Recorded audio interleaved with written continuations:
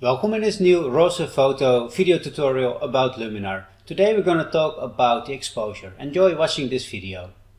In this video I will show you how to get the best exposure in your photos in Luminar, and I want to start with this photo. As you can see, the photo is a little bit underexposed, although if I increase the exposure too much, probably the sky will have a lot of highlights, so I have to be careful when I edit this photo. So what I'm gonna do first is I increase the overall exposure, but not too much. As you can see, the sky gets very bright, so like this. To get more details in the sky, I decrease the highlights, so you can see the clouds a little bit again. And while pressing the Alt key in Windows and the Command key in Mac, it's possible to increase the whites, and then you can see exactly which parts are overexposed.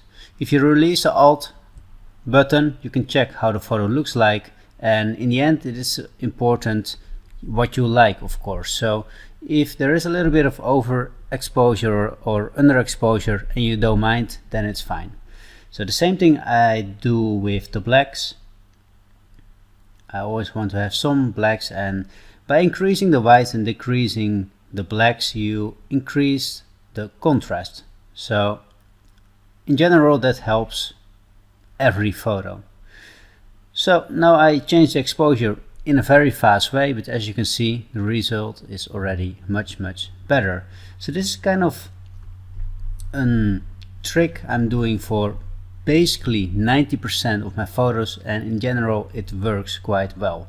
I don't use the exposure slider all the time, but this, it's kind of, yeah, it works kind of in every photo. So highlights, put it a bit in the decrease the highlights, increase the whites a bit, and decrease the blacks, and if needed increase the shadows, but be careful with that, because if you increase the shadows too much, a lot of noise can be visible.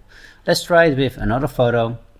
This one, a photo I took in New York, great shopping mall next to the Freedom Tower. If you are in New York, you really have to visit it.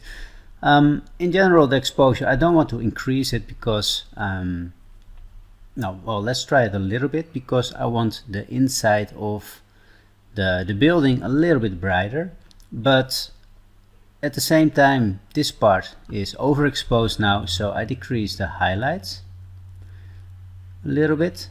Let's see if I can increase the whites. I think it will get overexposed very fast. Yes, so I don't use the whites, I only use the blacks.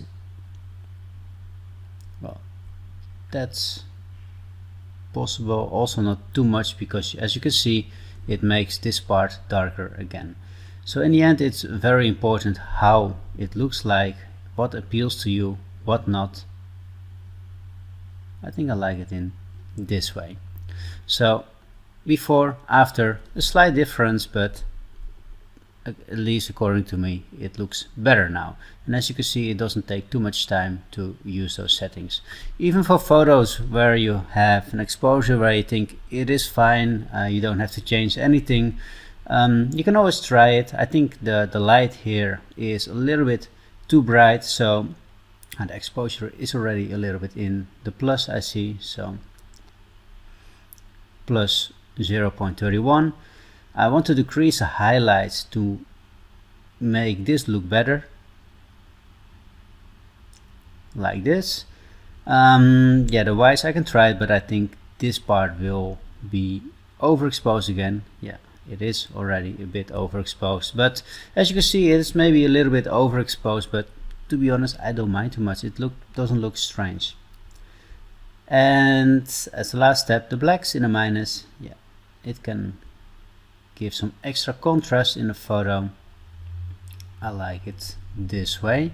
And also for this photo, this is the before, this is the after. It's a slight difference, but as you can see it makes the photo a little bit better.